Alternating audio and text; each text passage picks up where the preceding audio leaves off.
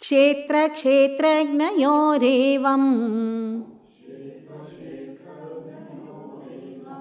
antaram jnana chakshusha bhuta prakriti moksham cha ye viduryanti te param. They who by the eye of knowledge know the distinction between kshetra and kshetrajna and of the liberation from the prakriti of being go to the Supreme.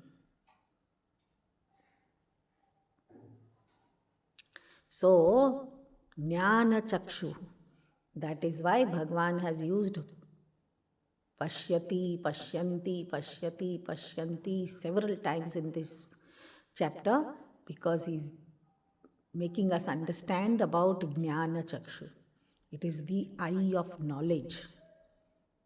Not these physical eyes, nor even the eyes of our mind, which gives us the feelings, nor even the intellectual eye, which can give us which can throw light on intellectual understanding. It is intuitive knowledge. The eye of knowledge is intuitive knowledge. They who by the eye of intuitive knowledge know the distinction between kshetra and kshetrajna and of the liberation from the prakriti of being go to the Supreme.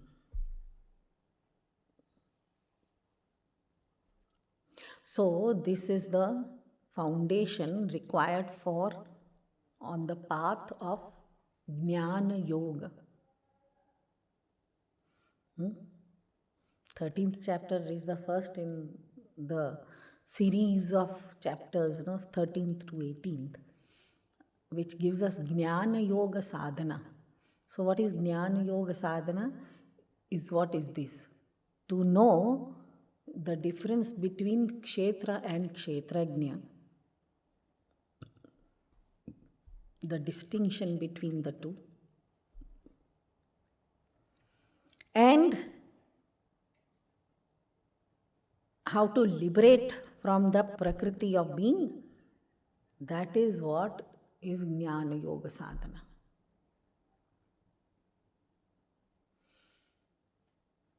So if that is Jnana Yoga Sadhana, the seeker will have to sit back and think, do I want to liberate myself from my prakriti, or do I want to remain in prakriti?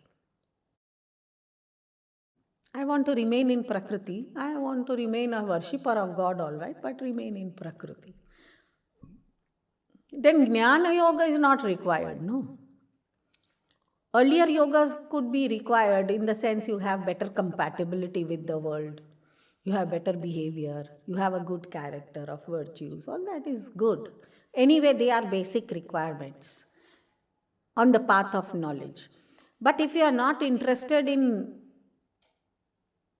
elevating to the extent of knowing the difference between kshetra and kshetrajna, then Jnana Yoga Sadhana is not required. And if I am interested, then it is a must. What is the must? I must liberate myself from the clutches of prakriti. Here I am terribly conditioned by my prakriti. So whosoever points it out for me, it is for my own good. Very good. So the life becomes very comfortable for that individual who wants to come out of his prakriti.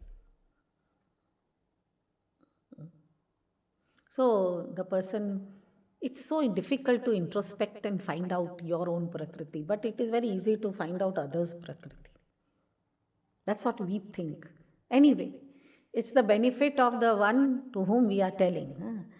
Suppose I tell you, look here, the way you talk is not very decent.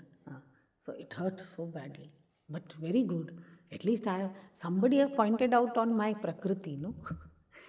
So the immediate reaction will be negating it. And if in the society we might have to pretend as though we have accepted it. So we'll say, Oh, really? Oh, I'm sorry. I'll see. Next time I'll try to improve. But inside, I have rejected it already. All the time, he thinks that it's his way of thinking about me because he doesn't like me. No, whatever. It can be so many thoughts, no? So the seeker cannot afford to be so negligent about these comments that he gets for himself. The easiest way is to accept whatever people say and introspect on the basis of what we have heard throughout the day. At night, you sit back and introspect. What made that person think that way about me? Whether it was my deed or my words or my thoughts, I must introspect, in which everyone is helping me out. Because my target is to come out of the clutches of my Prakriti and liberate myself. And then I want to practice this. What is that? To know the distinction between the Kshetra and Kshetrajna. I want to identify with Kshetrajna. Enough of Kshetra. If that is the determination, then the path of Jnana Yoga is for you.